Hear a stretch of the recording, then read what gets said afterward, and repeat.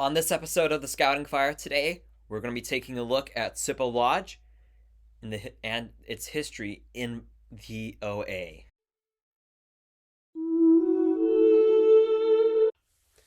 Greetings, fellow Weber Maniacs, and welcome back to the Scouting Fire.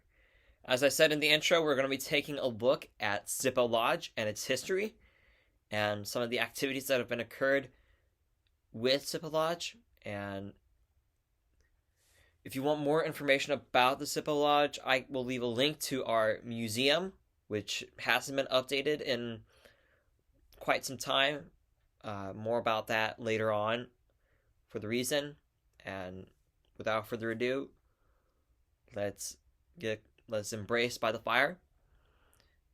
So, notably, our story begins in 1943 with Stuart Ryla, who's the founder of Sipp-O Lodge, and he is the one that created Sipp-O Lodge 5 years later. Stuart Ryla was our founder, and he was an ordeal member in the Order of the Arrow, and in the Canton area specifically. He was the one that created the lodge as a Brotherhood service project. And in January of 1948, which is when the lodge was officially founded, the National Council recognized Sipp-O Lodge as a lodge, and granted the lodge number 377 as its identification. The debate of it now of being a council, using the council number versus the lodge number varies. So, for example, the debate goes even further, like if you want to compare it to Unami Lodge, which is the original lodge of the Order of the Arrow that founded it all. Their lodge number is lodge number 1 because they're the first lodge that was founded in the Order of the Arrow history, in OA history. And that is that's a Pennsylvania lodge. But we don't know, but the council number for my council is 436. The debate of using the council number 436 versus the lodge number 377 can vary between the council if all the other lodges and councils want to participate in switching over from the lodge number to the council number. But the debate goes as to whether or not that would be okay between a lot of people. Now, with the lodge, there have been plenty of activities that have occurred. Notably, there's been the Ranger in Sipp-O Lodge. They do a lot of activities that occur from time to time. Notably, we had the Ox Roast, which is kind of like a fun fellowship, yet it's kind of like a good fellowship. And then we have the Winter Banquet, which is our year in review of the current year. We have done that for many years. Then we did the Ordeals, which is our our inductions for the Ordeal and Brotherhood honors. Then we have the Vigil Reunion and Vigil Induction, which is self-explanatory, as it is a Vigil Reunion for Fellowship for those that hold the Vigil Honor. I know that I do not hold it, because I am a Brotherhood member in the Order of the Arrow, and one of the requirements for the Vigil Honor is that you have to hold the Brotherhood Honor for at least 2 years.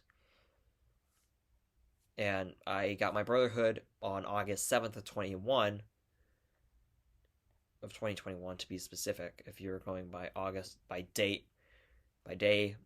of the month, day, and year. So, yeah. Now, then there's also the fellowships.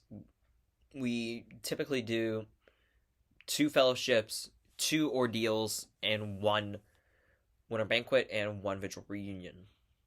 The fellowships are the ones that pretty much get a lot of attention because they are the activities that are just for fun, for food, and for, as the title suggests, as the title of the event calls, it's fellowship.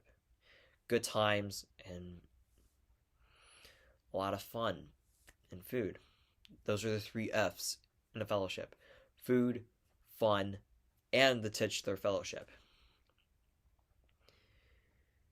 Now, with Sipp-O Lodge, we have done plenty of fellowships ever since our creation in 1948. The recent fellowship that I was a part of, and I am still my activity involvement in Sipp-O Lodge is I am the fellowship chairman and winter banquet chairman. For the fellowship chairman, I've done 3 fellowships. I did one for fall 2021, spring of 2022, and fall of 2022. So those are the 3 that I have done so far, but I will still probably be able to do 3 more. Spring of 2023, fall of 2023, and spring of 2024. If you couldn't guess by the math, for the math right now, so our lodge was founded in 1948, and our 75th anniversary is in 2023, which is just next year. And that is a huge milestone for us, because once we go to 75 years, there's no going back to it. So with the 75th anniversary coming around the corner of Sipp-O Lodge, I hope that you understand more about Sipp-O Lodge. Notably, we have several awards that we hand out at Winter Banquet, our Winter Banquet specifically. We have the Ranger Bob Camp Service Award, which is a way to recognize 2 individuals, a youth airman and an adult, who give outstanding service to the camps of the Buckeye Council, which is the council I'm a part of, which is right here. Now, there's several debates on the requirements, but that's the primary requirement. And excuse me. My father is one of the recipients for the Ranger Bob Camp Service Award. Recipient is for the award itself. I can go more about that in depth if you would like to see a tell my life or draw my life scenario of my father and his adventures in the OA, notably getting the Ranger Bob Camp Service Award. If you would like to see that, draw my life or tell my life or blank my life, no vulgar scenario, just leave a comment in the description down. Leave a comment in the tell section below, and we can continue with that. So the Ranger Bob Award is one of the awards that we hand out at the Winter Banquet. Now, lodge awards vary from lodge to lodge, and there are several ways that you can do it. There are 3 mandatory. There are 3 mandatory awards that we hand out that the lodge requires, that the National Committee requires. But 2 of them can be optional, and they are the 3 that are required from the lodge are the Vigil Honor, which is for the Vigil Honor class. So more than one person can earn the Vigil Honor in a year. So we have, it's the highest individual honor that a youth and adult can earn. Next up is the Founders Award, which was introduced at the 1981 National Order of the Arrow Conference, and it was an award that is a bronze plate and it has the image of the two founders of the Order of the Arrow. Dr. Urner Goodman, who passed away in 1980, but at the time it was recognized. It had the faces of the two founders, Dr. Urner Goodman, who was heavily involved in the creation of the Order of the Arrow, and is one of the two faces of the Order of the Arrow. And the other one is Colonel Carroll A. Edson, who was involved in the military, as the Scouting Fire in episode 1 Fun Fact explains. Now, there are several. It could vary, it varies from the who earns it. So it could be a youth and a youth, or a youth and an adult. It varies, and it's the one that depends on the lodge size, that the amount of recipients, that there can be a certain amount of recipients. If there's roughly 500, you can have from somewhere between 1 to 2, so on and so forth, if the lodge is more gradual or less or shortening. Now, the other award that can be given by the lodge, that is required, that is optional, is the James E. West Fellowship Award. This is a donation that is given from the lodge to the council, but is given at a lodge level, from the lodge to the council as part of the contribution. So an individual in the lodge or out of the lodge can contribute to another lodge for the James E. West Fellowship Award. And I can explain, it's very hard to explain with it, but I can leave links to our museum, the Sipp-O Museum, and the James E. West Fellowship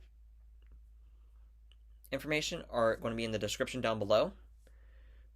But with that out of the way, I would like to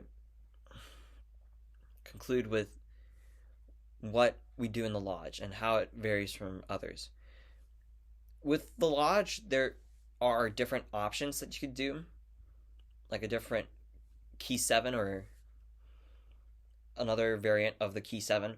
So the key 7 that we use in Sipp-O Lodge are the lodge chief, the administrative vice chief, the activities vice chief, the chapters chief or districts chief, the membership vice chief, the recording secretary, and the treasurer. So those are 7. But there's an optional 8th if you count the chapter chief. So think of these as an org chart, if you will. You have the lodge chief right here. They report to the lodge advisor and lodge staff advisor, who are responsible, but the OA is youth-led.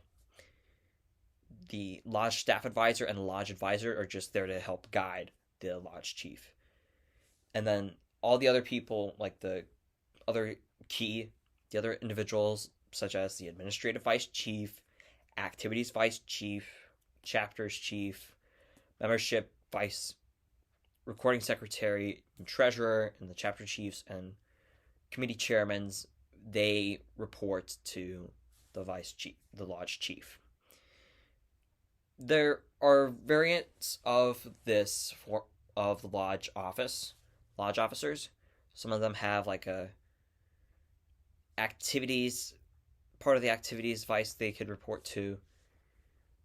The administrative vice chief is kind of like the second in command of the lodge office. So compare it, if you will, to nowadays in the United States of America with the president and the vice president. Imagine if the lodge chief is the president of the United States, who would be his who would be the vice president of the lodge, if you will. If the lodge chief is the president of the of our lodge, or a lodge in general, the administrative vice chief is the vice president of the lodge. They would report still, but if the lodge chief isn't present, the administrative vice chief will take his or her place in at a lodge executive committee meeting, which I can explain more in depth in a future video. Now, with the awards, they typically do at a winter banquet lodge chief and lodge advisor awards. Now, they vary from person to person because they're ways to recognize individuals who give like their willingness and support to the lodge chief and lodge advisor. And right now I have a suggestion for my lodge that will be used at the winter banquet, and that is the Nuinji Award. Now my lodge has plenty of awards to begin with.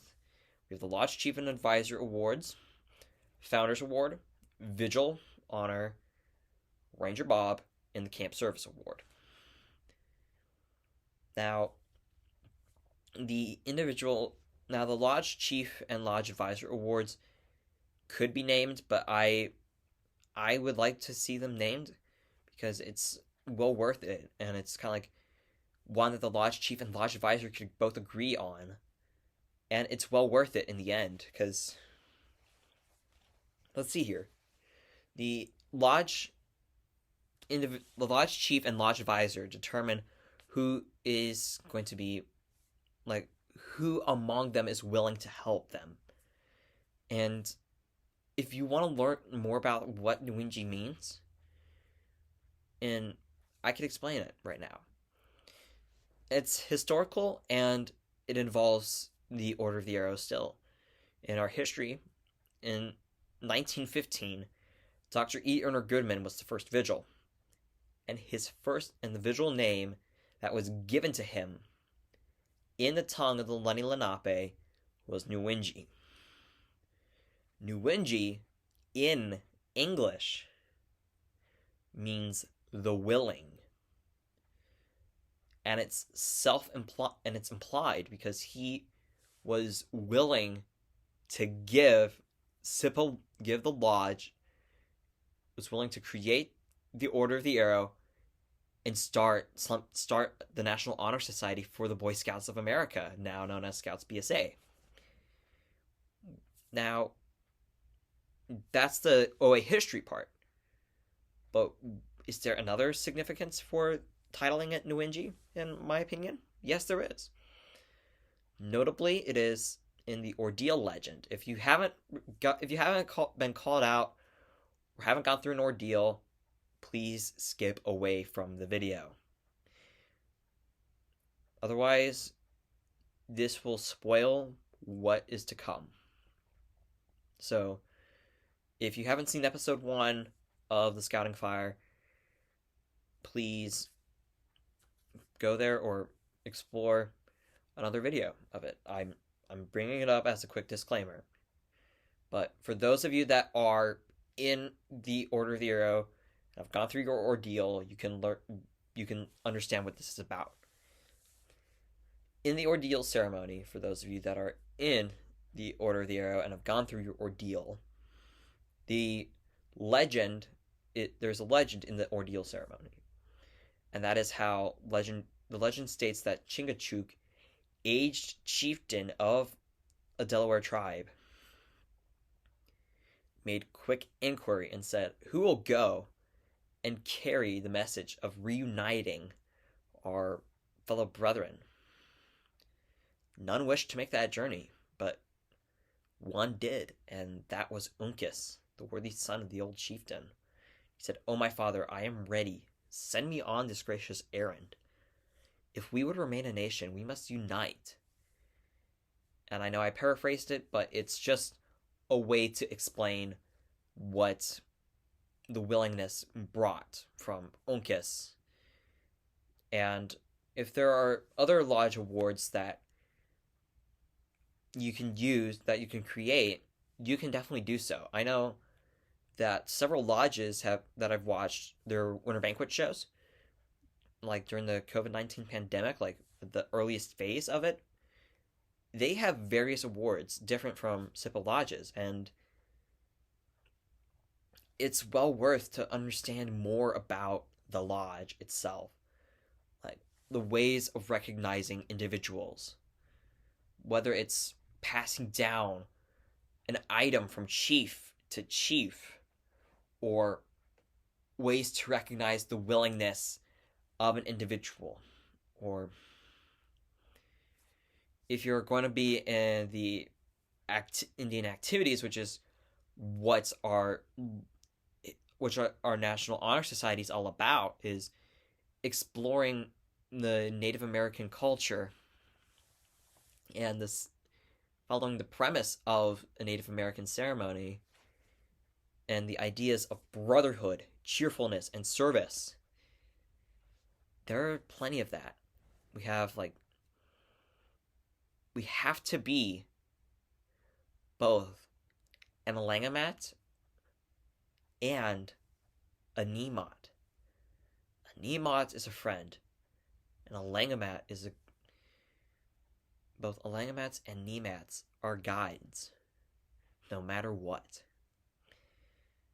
So, if you have information about, if you want to talk about what lodge awards you guys have, or what to expect in what lodge awards you have, and the comparisons that you have with your lodge, let me know feel free to share them in the comment section down below. Otherwise, this is the Webermania signing off, and until we meet again, we will reunite by the scouting fire.